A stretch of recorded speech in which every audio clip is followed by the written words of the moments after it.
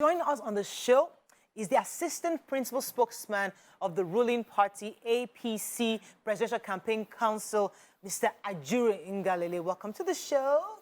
Truly a privilege. We'll be discussing why Nigerians should vote for Ajuri Tinubu as the next president. So you are here to tell us exactly what is going on. We are very interested in three key things: education, health, and the cost of food in the market. But let's start with the conversation I was having with YK earlier.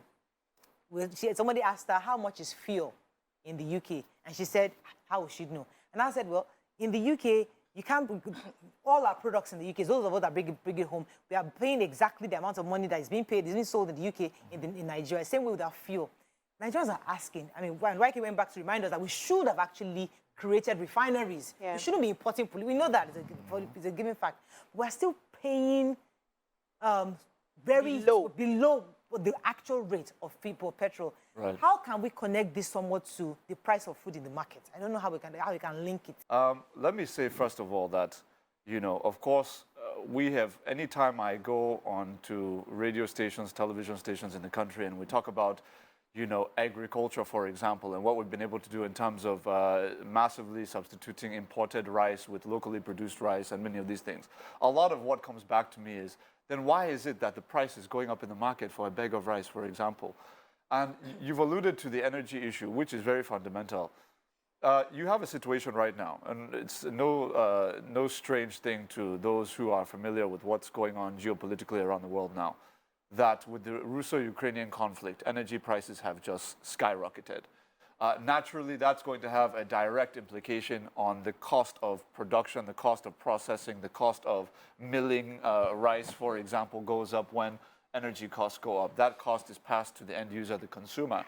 So there's no real mystery around that aspect of it. And we have to just communicate that to our people. But the other part is we do have a situation where some of the beneficiaries of the various interventions that we've made, like the Anchor Borrowers Program, where we've put over 1 trillion naira into the hands in low interest capital in the hands of over 3 million farmers. They've taken some, I want to say some, not all, but a group of them have taken advantage of government incentives, you know, through the Anchor Borrowers Program. But then instead of doing the right thing, which is ensuring that that supply is meeting the demand of, you know, the demands of the Nigerian market, they're taking it across the border and selling it in neighboring countries to make more money, right? Which is against the entire premise of the Anchor Borrowers Program. And what that ends up doing is it creates an artificial scarcity, which exactly increases the price. So that's one major problem. Fortunately, there is a solution. And rice is just one item that's affected by the phenomenon I've just explained. But there is a solution, twofold. And it's already kind of beginning implementation. And it's also in the manifesto of His Excellency Ajuri Tinubu, which is this. Two major points of satisfaction there. One is the issue of how we're going to establish commodity exchanges. Right now, what incentivizes that kind of unpatriotic behavior is a greedy pursuit of maximum profit, excessive profit, right?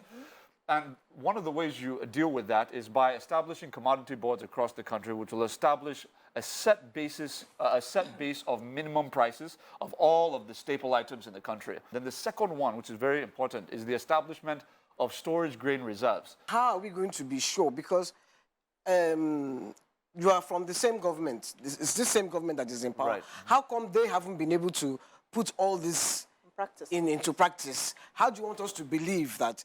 Because it's the same government you're working for. Absolutely. And how do you want us to believe that they are to be actually going to come? Well, this question you've just asked is something that goes across the sectors, right? Where naturally government is a continuum. And that's why, you know, when we talk about the UK, we talk about the US and many other developed countries, we often forget that these countries are the product of several administrations over the course of several decades, meaning that one government lays a foundation, right? Then as you're laying that foundation, you may find that, oh, we need to make this modification, we need to make this adjustment. Time runs out on that government. The next government comes in, and hopefully, if they're competent, they see that and they make those modifications. So what happens is with President Muhammadu Buhari's administration, and this is very important for context, right? We went from a situation in 2015 where we were the largest importer of rice on the entire continent. We are today the largest producer of rice on the entire continent.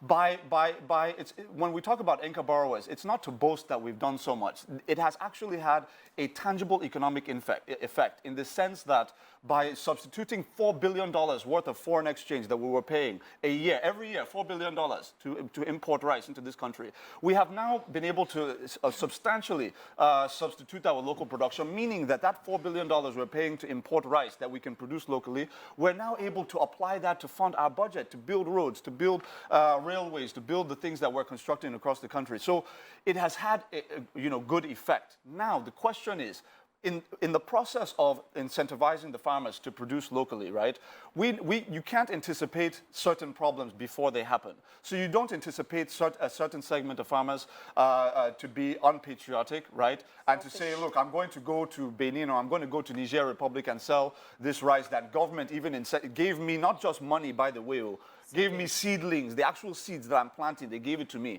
Gave me even the instruments used to till and all of that. And we're still going to conduct ourselves that way. That's not something you anticipate. But once you have seen it, you will now know what adjustments need to be made to now implement and forestall it from happening in the future. So that's the nature of governance.